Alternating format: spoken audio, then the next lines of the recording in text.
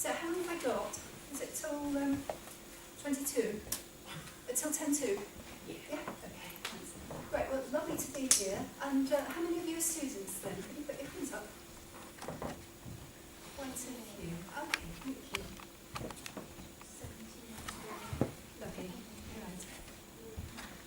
So what I want to tell you about is the European Graduate Placement Scheme, EGPS, which is a partnership between these universities, my own organisation in London, still CFA, and we now have members from about 30 different universities altogether, mainly European, one in Nigeria, so far one in Russia, and we're hoping to get some more. Not in China yet, but that will come next. The key aims of the project: employability and mobility.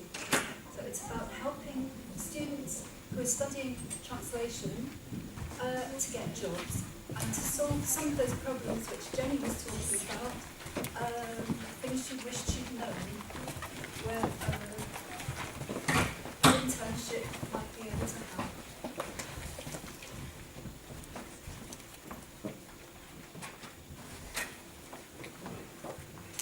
There are two key elements to the project.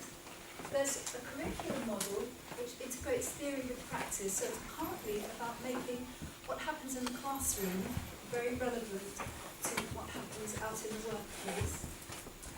And it's about international work placement for students. So partnerships across institutions, so universities in the UK, for example, partnering up with universities in other countries, and students coming and doing placements in other countries. It builds on a UK scheme, which was linked to the UK National Occupational Standards, and the original partner is a membership of the European Masters in Translation Network. I'm going to talk about this very quickly because you probably want to hear more about the scheme itself, but it's part of a wider picture which really recognises that graduates are not necessarily prepared for the workplace. At the moment, there's probably a lot of things I wished I'd known when students start their new jobs. And it's a way of helping, of dealing with this problem, and making sure that they really are familiar with what to expect once they start their work. I'm going to skate over this. But we've been looking at ways to teach real-life skills, looking for ways to make the curriculum much more useful and relevant. We're not the only organisation doing this. There are other projects, for example, Agora and Elliott Exchange, which have the same aims as our project, which are about helping students to sort of bridging the gap from university to the workplace through internships. What's particular about the GPS? It's a very flexible approach. We're providing models of good practice which people can take and adapt to suit their own needs. And it's not prescriptive. It doesn't say you must do this, you must teach like this, your students must do this kind of internship. It's offering a range of choices and possibilities. So the two key elements. First of all, the curriculum model. This has been developed in Mainz by Don Pirali's team and adapted in different ways by different universities. Chus at Salford is one of the key partners, and Chus was involved with the original scheme as well. And you've adapted the curriculum model in particular ways, which if we don't have a chance now, you might be able to talk to Chus about that later. It's about giving students increasing independence and real projects. So, for example, in Mainz, the students have some basic instructions to begin with. Some of it is done via online training. They have a Moodle course. Once they've got that basic instruction, they will undertake real projects. That's not a case of taking work from professional translators. They have to find work which wouldn't otherwise be done. So, for example, it might be working for an NGO, finding a project, a website on sustainable energy, which needs to be translated. But they work as teams, they're doing real projects in the classroom, but as a team, and it's something real. One of the points that one colleague made at a conference I was at recently was that as teachers, you would give your students interesting things to translate, things that are interesting and motivating, doesn't really prepare them for the real world where things can be actually very repetitive and boring some of the time. But if you're doing it for real, for something that, a real job that needs to be done, that can sort of counteract that.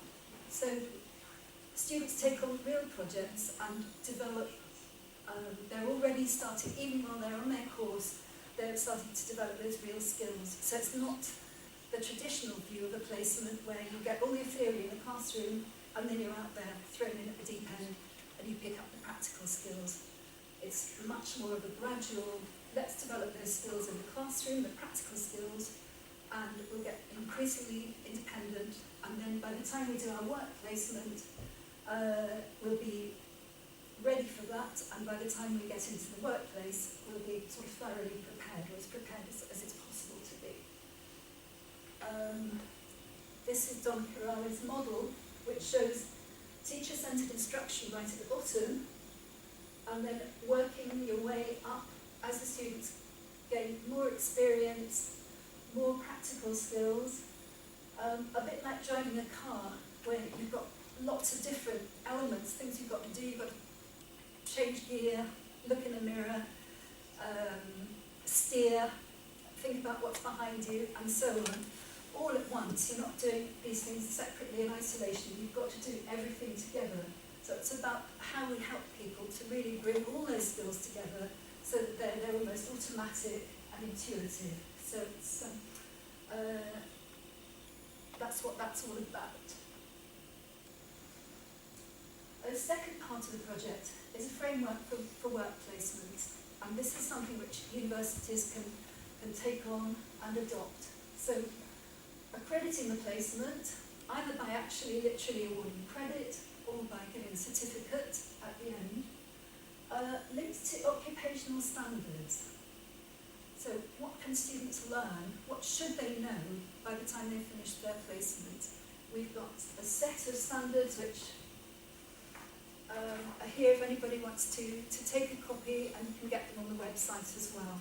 So, and the students, while they're on the placement, complete a student portfolio. Now this is a way of, just as in the classroom, they're carrying out real work. Once they're in the workplace, they're reflecting back. So student portfolio, reflective journal of 3,000 words. This isn't compulsory, it's for universities to adapt. Some want it shorter, some want it longer. Depends also when the student is doing their placement, how appropriate this is. So the occupational standards take account of some of these things, including the UK National Occupational Standards. But whereas the UK National Occupational Standards are about 30 pages, this is a very short document. And it takes a very sort of holistic view of what a student should be able to do, and it covers translation service provision, the quality of work, teamwork, self-assessment and professional development, which links in very well with the ITI principles, doesn't it? Other key elements, right, the website which you can go to, placement database, we've got a very good set of employers offering placements, and which we're hoping to add to all the time. And very soon you'll be able to go online, students, and search for the placements that you want. Meanwhile, you should contact me. It may take a couple of weeks before it's available.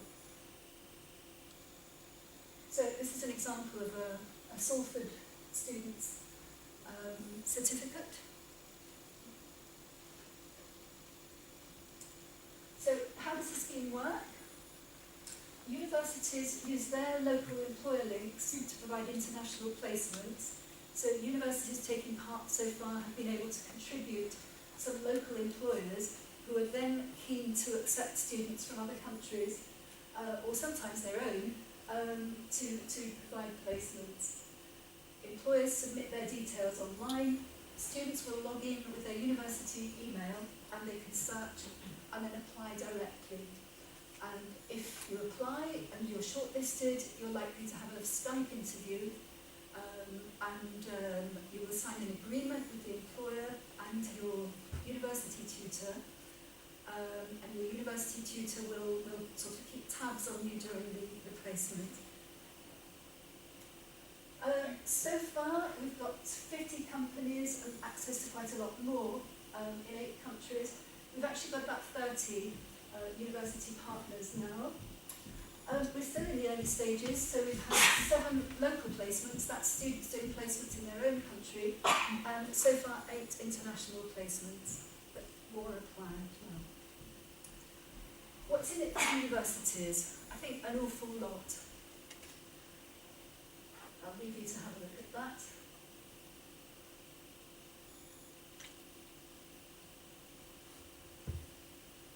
And it's very much about keeping up to date.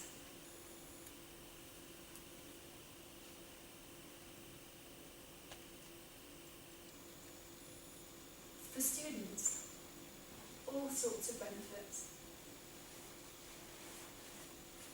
So it's gaining the technical skills that you mentioned. It's about becoming adaptable and flexible, working with other people, being part of a team, finding out what the real world is like, finding out if it's for you, which it may not be.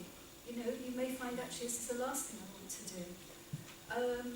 Many students are taken on as project managers rather than as translators.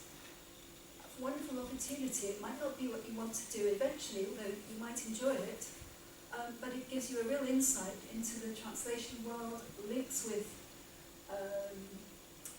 freelance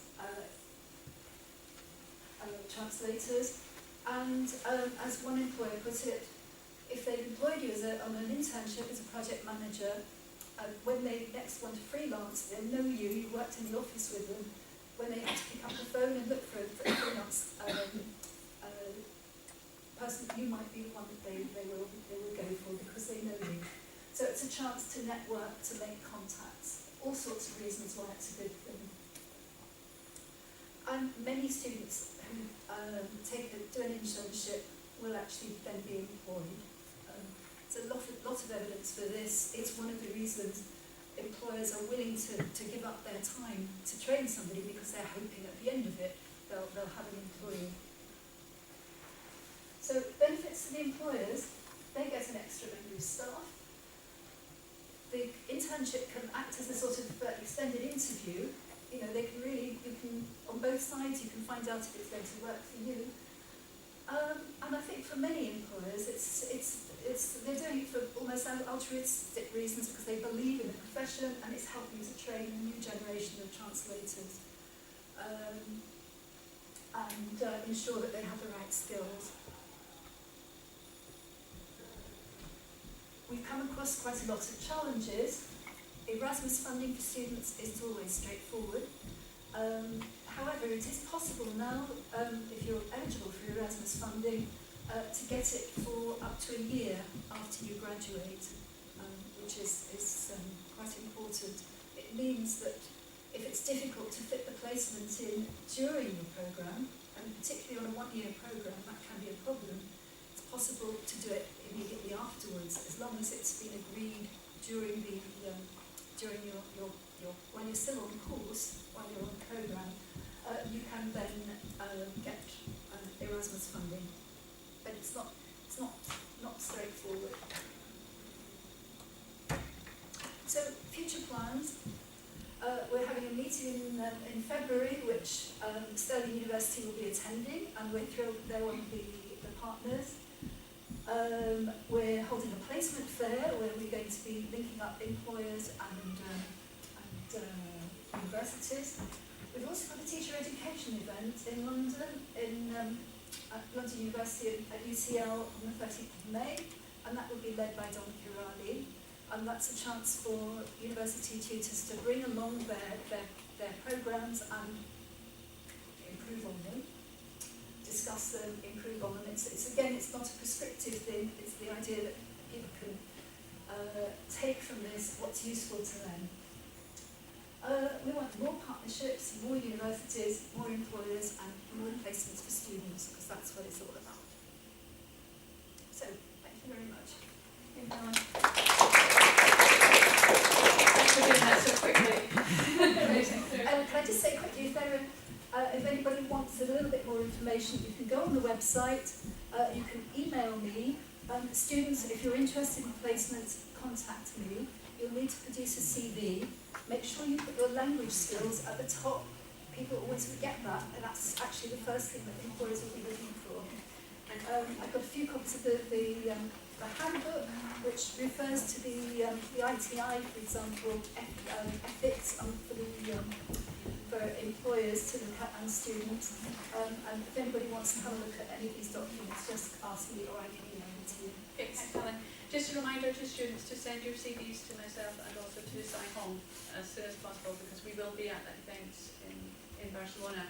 I know that the TESOL students, some of you have to leave in about 5 minutes, yeah? So if you have any questions, do you have any questions for Helen before you leave? You can give you the first opportunity.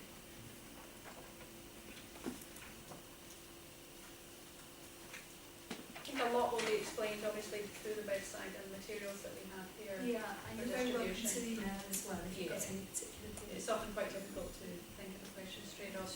Anyone else in the room have any questions? Max? The placements that you've had so far, how long were they? Or are they still ongoing?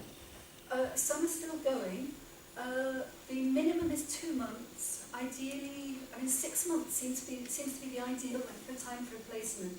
If that's the case, it's unlikely to be integrated within the master's programme. But 3 months is quite common. Some students are doing them during their summer holiday, for example, if it's within their course. Were the people coming to the UK?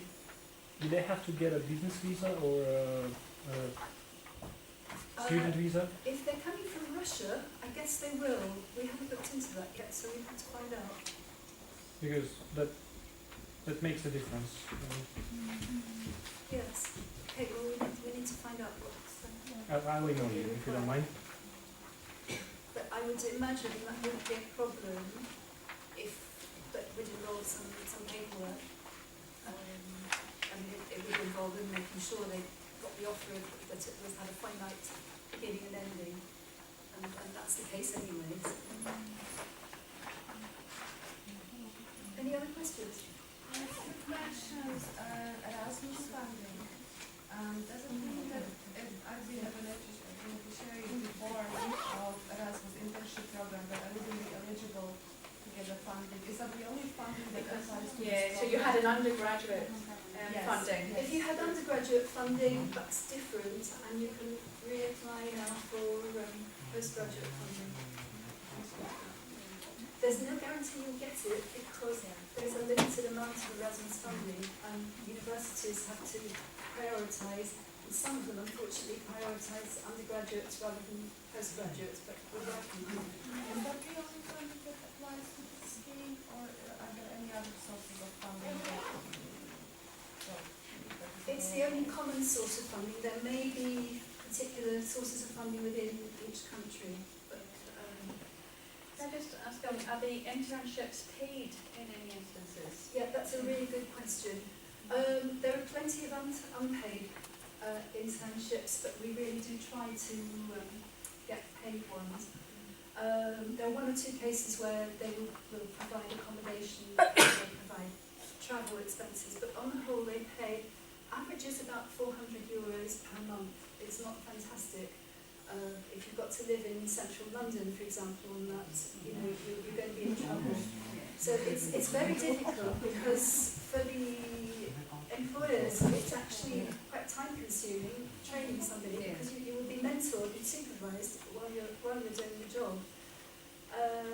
But from your point of view, obviously you can't survive without pay. There are some exceptions. You know, there's a one in Dublin which pays €800. There's one in Germany which pays €600 and goes up by €100 each month that you stay there. So it varies, but it's not well paid.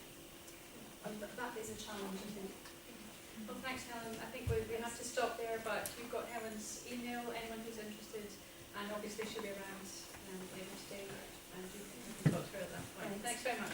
Okay.